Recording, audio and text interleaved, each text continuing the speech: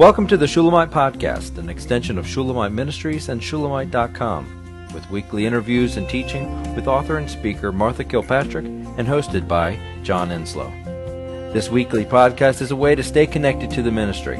So come experience anointed messages, not giving just another method, but a living impartation. And I need to say right here, because these podcasts are real and a little bit unfiltered. My whole life has been, when I encounter people, there's not really too much wishy-washy. In the same way that I pretty much either like you or I don't like you, I have been either liked or extraordinarily disliked. That has been, so that I don't know if I call that out of people or if that's always the way it is. But I speak very dramatically, and I use very dramatic and uncompromising and what could be hurtful words. And Carol, when you said that, do you know what my response was when you first said that was me? I had to think about it for a second and say, oh yeah. Because here's the other part of it. That might be your story and where you came from, but I've never met that Carol. I've only ever met the Carol that was delivered entirely of that, as I said, repugnant spirit. So for me, it didn't even occur to me to temper my language because I was in the presence of someone who once came there. And when you spoke, I thought, well, now I've put my foot in it again. But it's because you are so far removed. It is that whole east from west. In my mind, there is only you. There is only Carol. And she is beautiful. She loves the truth. And she is warm. And she sees people and she hears people and she has a welcome for them in reality, where they are, who they are, as they are. And that is nothing. That is like oil and water with the super spiritual. It's not possible. Okay. You super spiritual do not wash feet. They do not welcome someone in and feed them. They don't look at the basics, Carol. So you say this and you say that's your story. And I forgot because I don't know her. I've never known her. By the time I met you, you are glorious you. You are Jesus Christ living in Carol. You are a facet of him. So I'm sorry. I'm sorry that I used those words, but at the same time, I'm not, because I don't know her. So I wasn't even talking about you. It might be your story, but it is not you. I was so stumped because I wanted to say something like that and I didn't have any words. All I can say is, oh, Carol, I forgot. I have the same thing, and I was with you in it for 40 years, but I forget, because it's not. But my story gives me a heart for people who are still there, and I know that I can't have pity for them, but I do have a heart because they are trapped. They're trapped by their own doing, their own choices. But are we not all trapped by our own doings and our own choices until Christ comes in and blows up those walls and those barriers? And I have a heart for people who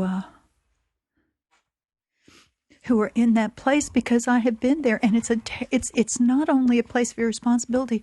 I tell you the truth, it's a terrifying place. Yes, it's a terrifying place.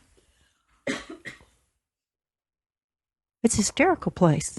You've seen me in that place. It's a hysterical, terrifying place of trying so hard to get the approval of God and get the approval of man. If you have the approval of man, then somehow you might have the approval of God. But it's very, very hard to have that broken. But when God's determined, he's determined, and he can pack one in a corner and not give you a way out, even though you have every choice to leave. But he knows how to do it. He knows your makeup from beginning to end. And if you so much as make one little decision that says, okay, God, I want the truth, he hears you whether you mean it or not. And he answers. And he answers. So we can make the choice. We can do that. And he responds. We'll connect into the need for love. I think one of the things that is connected with that deep need for the approval and the love is the anger that you don't have it. And then from that anger, we buy into the delusion with such great pride. And I think that delusion is connected to pride. I think that's the only way that Satan can get us to suck it down like a baby bird, open our mouth and have it shoved in. The only way we'll take the full load of the delusion is that it's connected to a pride that's connected to an anger that we're not getting what we should have. Does that make sense? Yeah, absolutely. And then here's another end of it. It's the pride is such violence. And I'm so glad you touched on this, John, because, and Carol, you read the scripture that I failed to bring, so it's all being orchestrated by the Lord. But that element of violence is behind a mask and a pretense of niceness and sweetness, but it is a mask for such hate and violence. So I'm glad you brought that out. It's the truth. That's the reality. That's why they can say they love you, and you're feeling like your soul is being scraped, because there's a violence in that delusion. And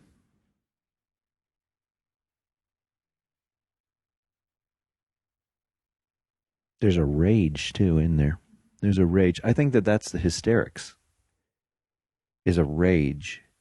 And it's just the whole thing from start to finish is so Satan inspired and Satan maintained.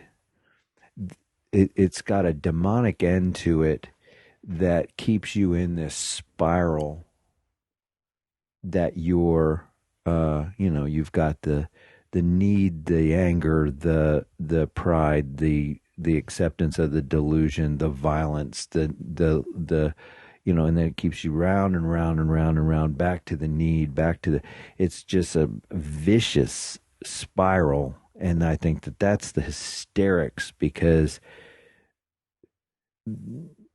there's got to be an end of it somewhere in there that there's got to be the spirit. The spirit would not be the spirit if the spirit didn't prick every single time you hit that. You can dull the voice by not listening anymore, but there's got to be that prick somewhere in there that says, you know what I mean? You're sucking delusion here. This is sewage. You may pass it over and get into the pride and patch it up, and you patch it up and place a facade of pretense over it.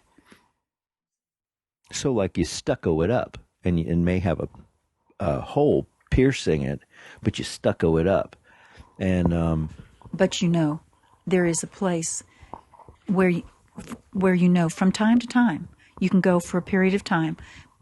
But there is a place that things, if nothing else, are way off. They are not right. And that's the big thing. The spirit has to be the spirit in that whole process to prick you. Or if he doesn't prick you, he's not being much of a comforter, not being much of a counselor, not being much of a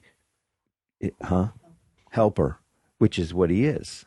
And if he doesn't tell you when you're in delusion, you can tell him to shut up and he'll shut up. But you're constantly being pricked. You can't roll over nails and not be pricked. And but the one aspect of it with the practicality, that God uses the practicality to bring you out of the super spirituality delusion. I was thinking about the chickens and beauty and our podcast about that we really, really, really went into such a practicality and dealing, and he that's our life here, is practicality. And what I don't know if you want to share any of that practicality, how he brought you to a real place of practicality. Years ago, I worked with someone and worked with him. And finally I said, go work. I knew instinctively, I didn't understand it then as much as I do now, but I knew that he just had to go work at what needs to be done. And it took him some time to do that, but he did. And now there's a glorious happening because of the practicality. It's responsibility. She hit it. It's Responsibility, yeah. Well, yeah. In answer to even my small choice or whatever, even before I had some freedom, God just ordains and He sets up circumstances, and He worked it out so that I had to go to work. I had to. So Martha's son-in-law, Sam, needed some help at the desertery, and he called me and said, would you like to work? And I said, okay. So for the next 4 years, I worked the hardest physical work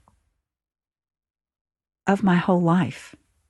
There didn't take a lot of brain power. I'm serious. What I did as a cook, I was a cook and a bottle washer. I mean, I washed dishes and cooked and baked 15 cakes. That may be an exaggeration, but I'm telling you, I think there were days that I baked 15 cakes and 7 pies, in a day. I've never done anything like that. And I would go to work in the dark and come home in the dark. I was so dead tired. And Sam would say to me, Carol, you've got to take a break during the day. I said, Sam, no. You don't want me to take a break during the day, because if I sit down, I'm not getting back up. Anyway, God is brilliant, and He knew what He had to do to bring me to a place of responsibility and a place of being a servant. He did that.